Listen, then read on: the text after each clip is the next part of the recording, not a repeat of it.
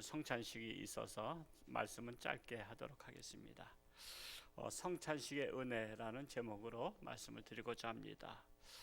아시다시피 오늘은 기독교의 절기로 말씀드리자면 사순절 기간이잖아요.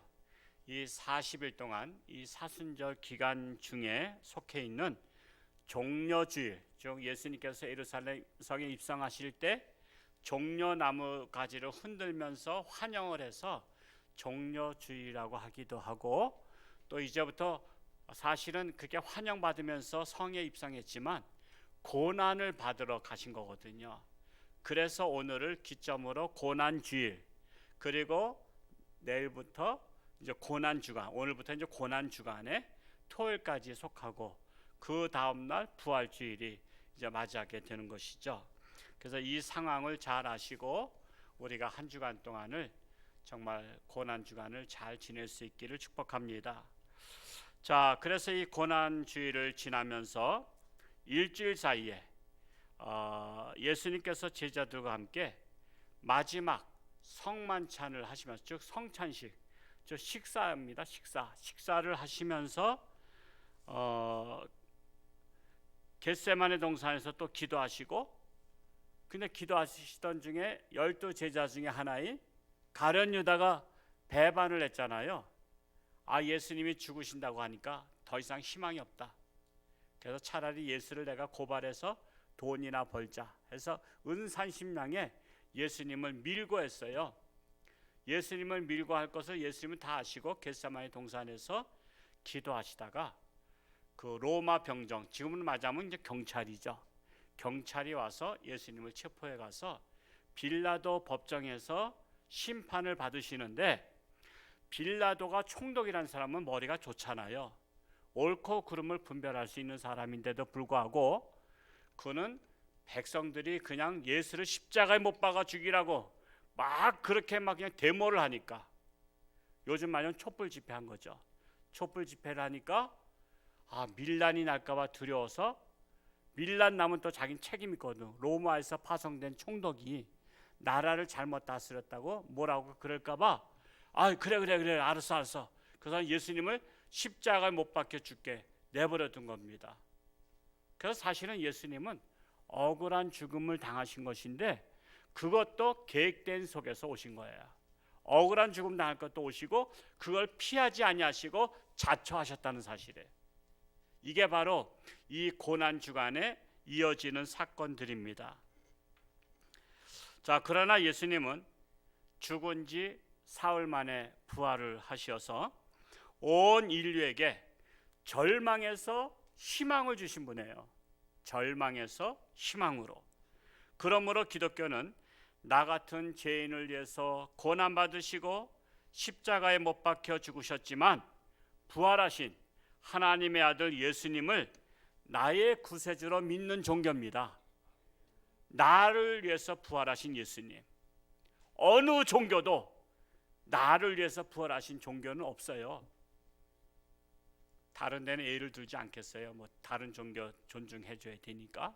그러나 기독교만이 죽으셨다가 그것도 병원에서 이게 심장박동 해가지고 살린 것도 아니야.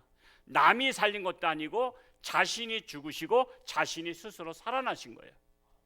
왜 그렇게 할 수 있었느냐? 하나님의 아들이시기 때문에. 그래서 그 하나님의 아들로 우리가 믿고 예수님을 믿는 것이 바로 기독교입니다. 그래서 우리는 자부심을 가져요. 자부심. 그래서 살아계신 하나님, 살아계신 예수님을 믿는 종교가 바로 기독교다라는 사실입니다. 예수님께서 잡히시기 전날 밤 제자들과 함께 만찬을 베푸시며 떡과 포도주 잔을 주시면서 하신 말씀이 바로 성찬식의 은혜입니다. 그래서 예수님께서 그냥 많이 우리나라 같으면 잔치집이나 어디 가서 우리가 만찬을 한다면 김 집사 많이 먹어, 더 먹어 이렇게 말하고 끝나죠. 근데 예수님께서 하신 말씀은 달라요. 그냥 많이 먹으라 한 것이 아니라 그 먹는 데에도 먹는 의미가 있다라는 것을 알려주는 것입니다. 오늘 두 가지를 알려주고 있어요. 그 첫 번째로는 떡을 받아서 먹으라. 그러면서 많이 먹으라 이것이 아니라 이 떡이 바로 내 몸이니라. 이게 일반적인 대화는 아니죠. 떡을 주면서 이거 내 몸이야 그런 거예요. 우리 그 말씀을 한번 읽어볼까요? 마태복음 26장 26절에 나타나 있죠. 같이 읽어봅니다. 시작. 그들이 먹을 때에 예수께서 떡을 가지사 축복하시고 떼어 제자들에게 주시며 이르시되 받아서 먹으라. 이것은 내 몸이니라 하시고, 받아서 먹으라. 이것은 내 몸이니라. 그러니까는 받아서 먹는 것까지는 좋았는데 예수님의 몸이라고 하니까 내가 예수님의 몸을 먹는 거야 하면서 얼떨떨 할 수가 있다는 사실이에요. 그런데 이 떡이 상징하는 의미가 있어요. 여러분, 떡은 뭐죠? 다른 말로 표현하면 양식입니다. 양식.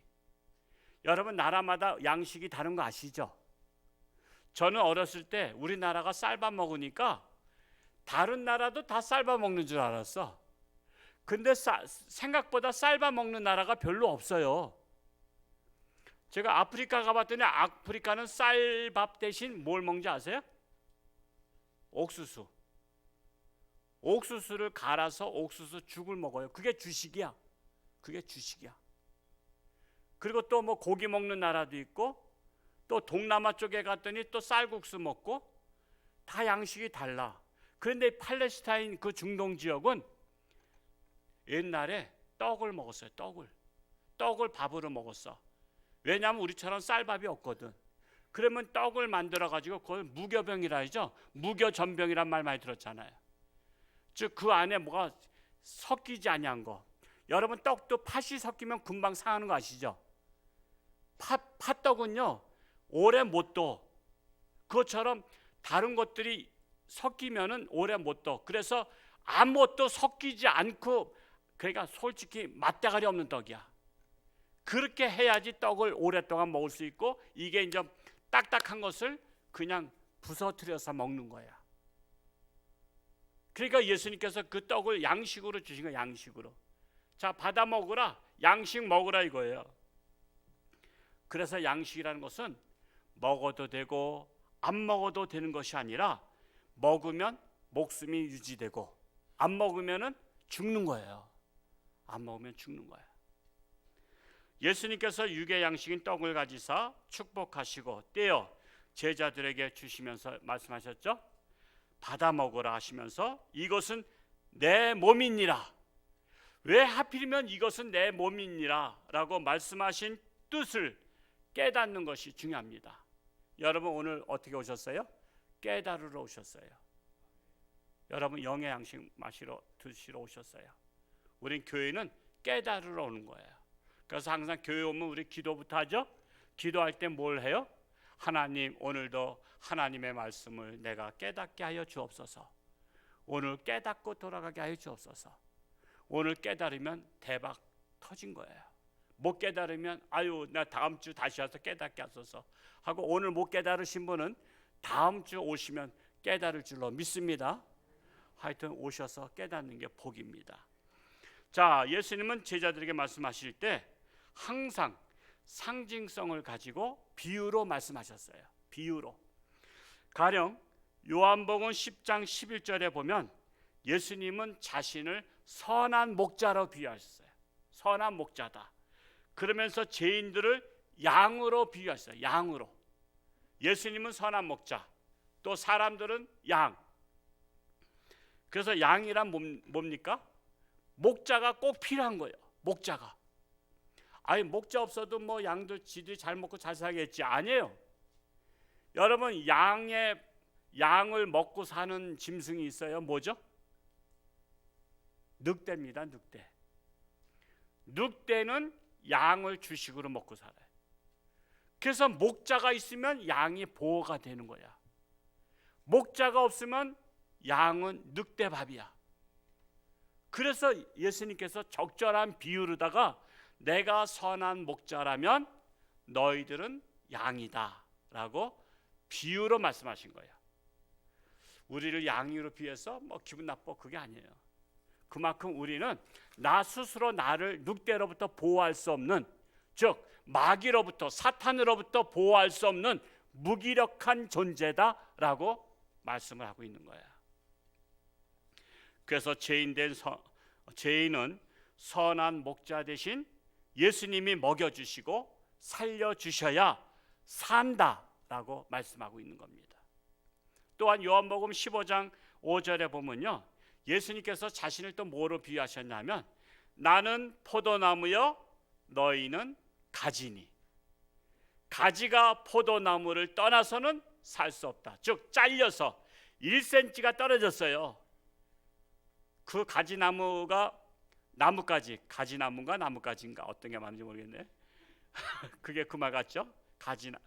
나뭇가지네. 나무가 몸통이고 나뭇가지가 1cm만 떨어져 있어도 살까요? 못 살까요? 못 살아요. 교회는 사실은 교회는 예수님의 상징이거든요. 그러면 교회 옆집의 삶은 구원받아요? 못 받아요? 교회 옆집에 살아도 예수님하고 하나가 되지 못하면 구원받지 못해. 그래서 가장 불행한 사람은 교회 옆에 살면서 예수를 믿지 않는 사람이야. 행복한 사람은 교회와 멀어도 마음이 가까워서 달려오는 여러분들이 행복하신 분인 줄로 믿습니다. 행복한 거예요. 가까이 살면서도 몰라. 그래서 등잔빛이 어둡다 그래서 그런 거예요. 등잔빛이 어둡다. 여기 진리가 있는데도 등잔빛이 어둡다고 진리를 보지 못해. 참으로 안타까운 사실입니다. 자, 그래서 예수님은 비유로 말씀하셨는데 포도나무가 예수님이라면 우리는 가지라는 거예요. 근데 그 가지는 포도나무인 예수님께 붙어 있어야만이 살 수 있다라고 말씀하는 것입니다. 그래서 그런데 가지가 포도나무에 붙지 않으면 영양분을 공급받지 못해서 죽는다는 것입니다.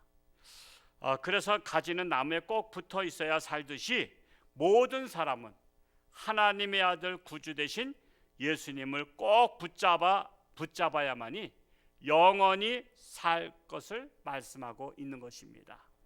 이와 같이 오늘 본문으로 돌아와서 말씀드리자면, 자, 예수님께서 육의 양식인 떡을 제자들에게 주시면서 먹으라 하시면서 이것은 내 몸이니라 말씀하신 것은 비유입니다.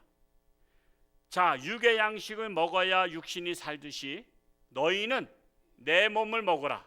즉 내 몸이, 예수님의 몸이 뭐죠? 뭘 상징하고 있죠? 몸에 뭐 팔을 뜯어먹고 다리를 뜯어먹으라는 게 아니에요. 항상 예수님은 비유로 말씀하시는데 이 떡을 너희가 먹듯이 나를 먹으라. 근데 예수님의 실체가 뭐죠? 예수님의 본체가, 예수님은 말씀이에요. 예수님은 요한복음 1장 1절에 보면 태초에 말씀이 계시니라. 그 말씀이 하나님과 함께 계셨으니 그 말씀이 바로 하나님이시라. 근데 그 하나님이 요한복음 1장 6절에 말씀이 육신이 되어 이 땅에 오셨다는 거야. 즉 하늘나라에서 예수님의 본체는, 실체는 말씀으로 존재하시다가 이 땅에 오셔서 사람의 몸이라는 육체의 옷을 입고 이 땅에 오셨어요. 그러니까 예수님의 그 몸매, 즉 머리카락이 길고 뭐 샌들을 신은, 영화에나 나오는 그 모습이 예수님의 실체가 아니라 그 모습 속에 예수님이 계신데 그 실체가 뭐냐면 말씀이라는 거예요. 그래서 너희가 육신의 양식, 떡을 먹듯이 나에게서 나오는 영의 양식을 먹으라는 거예요. 이거를 이해하지 못하면 성찬식의 의미를 잘 몰라요. 오늘 여러분 성찬식의 그 의미를 기억하면서 동참할 수 있기 바랍니다.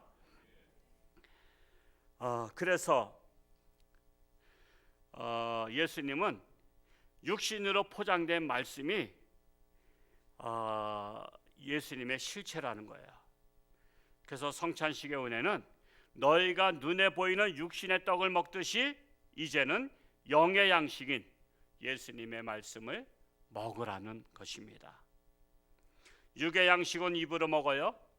그래서 장에서 소화되고 살이 되고 피가 되듯이 영의 양식은 어디로 먹을까요? 여러분 얼굴에 입이 몇 개요? 쉬어보셨나요? 지금까지 안 쉬어봤어요? 자기 얼굴? 남이 쉬어줘야 돼요? 여러분 얼굴에 입이 7개 있다는 사실.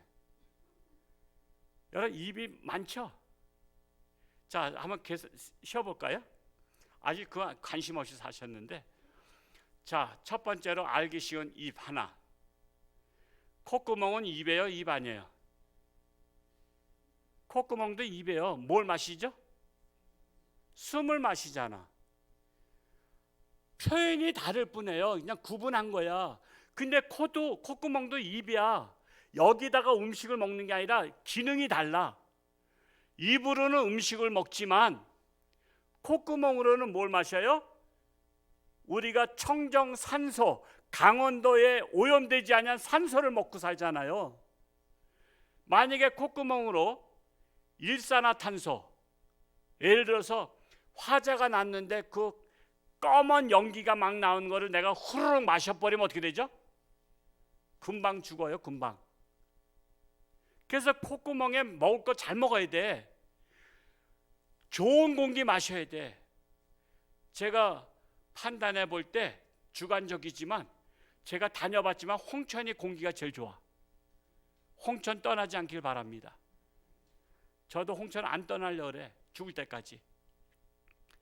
콧구멍 2개, 그러니까 2 플러스 콧구멍 2개, 이제 3개죠.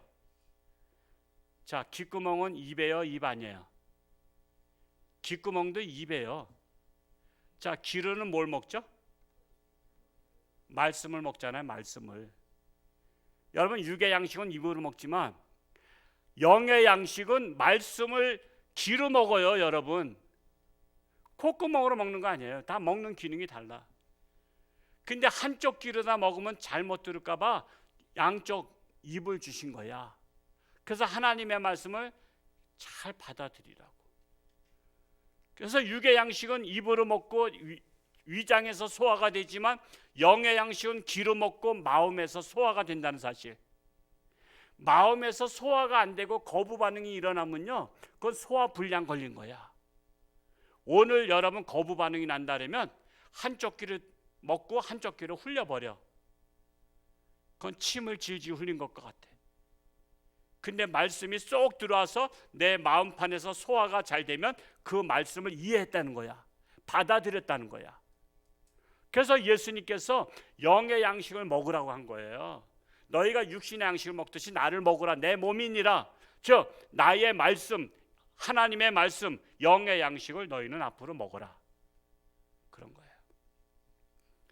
자, 또 입이 어디 있죠? 눈구멍도 입이라는 사실. 눈으로 다 뭘 보죠? 우리는 귀로는 말씀을 듣지만 눈으로는 보잖아요, 말씀을.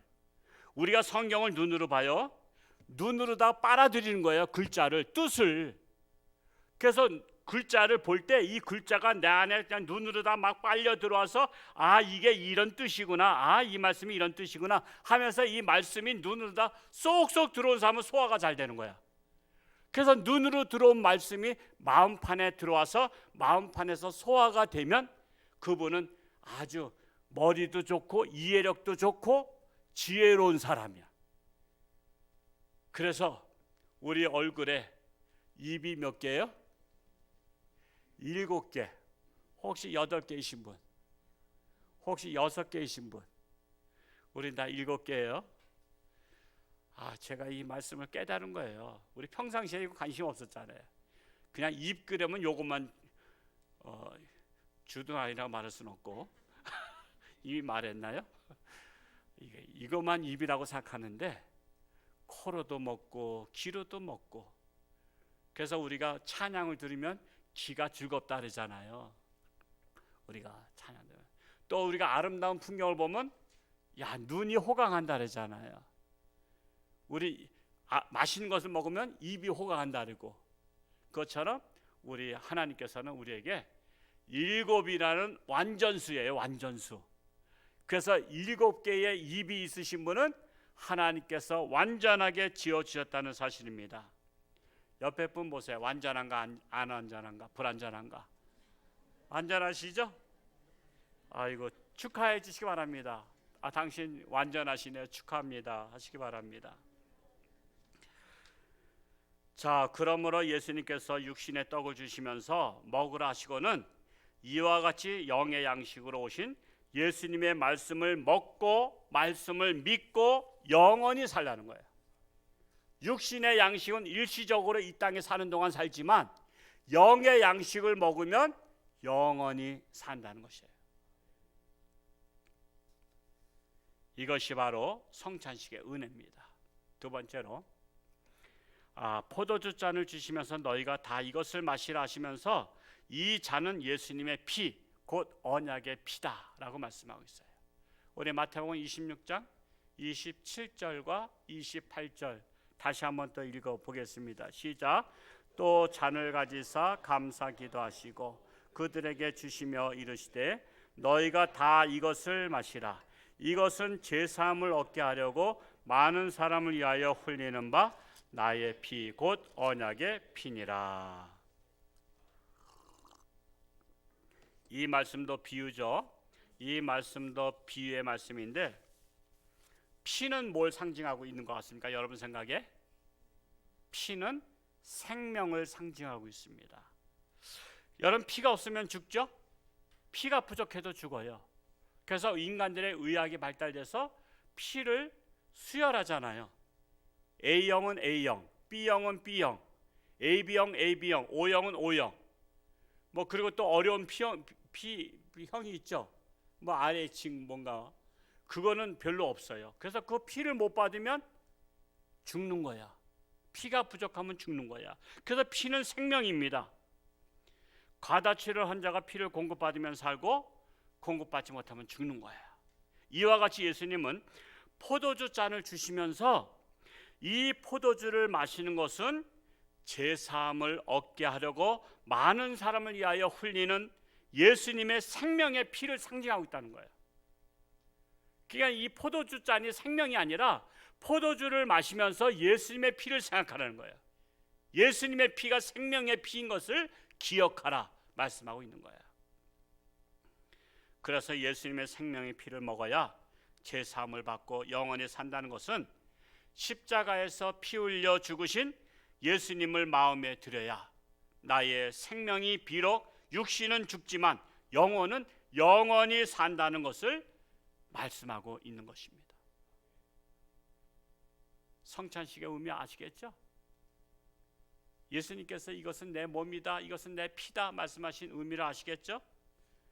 우리가 성찬식을 하는 것은 떡을 먹으면서 영의 양식인 예수님의 말씀을 받아들이고 믿는 것이며 포도주 잔을 들고 마시면서 예수님께서 십자가에 피 흘리신 피가 곧 나 같은 죄인에게 제사함을 얻게 하려고 하시는 예수님의 피라는 것을 생각하고 기억하고 잊지 말라는 것입니다.